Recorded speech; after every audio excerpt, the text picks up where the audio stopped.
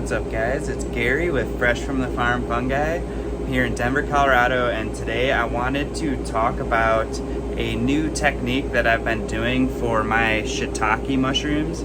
So here in Colorado, it's pretty dry, and I prefer my my grow tent on the west side to be a little bit drier, and that's where I like my shiitake. So it helps to keep those caps a little bit more firm and instead of getting squishy.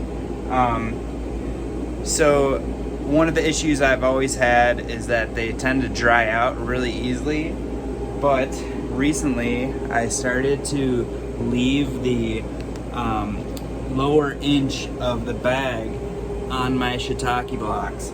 So this really helps to lock in the moisture, and you can see the nice pin sets compared to the naked block. I mean, I was getting some good pin sets too, but for the second flush I noticed that this really helps to lock in the moisture.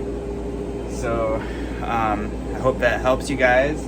I'm really excited to pick these mushrooms for the farmers market. So if you're in Denver, Saturdays at Cherry Creek, we're there every weekend until Halloween from 9 to 2. Probably should get there early. We're starting to sell out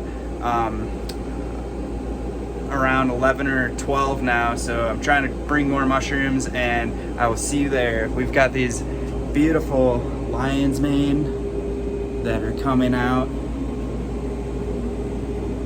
I really like the texture on these ones. They're nice and fluffy. So if you're looking for some primo lion's mane and shiitake, and then we've got oysters on the way as well. Cherry Creek Farmers Market over by the Cherry Creek Shopping Center, and I'll keep you guys posted on some of our outdoor projects. We just had a flush of our King Stropharia finally. I've got some bluefoot cultures that I'm working on. I want to get a bluefoot bed going outside as well for the fall. So I'll keep you guys posted. Thanks for watching, and until next time, much love.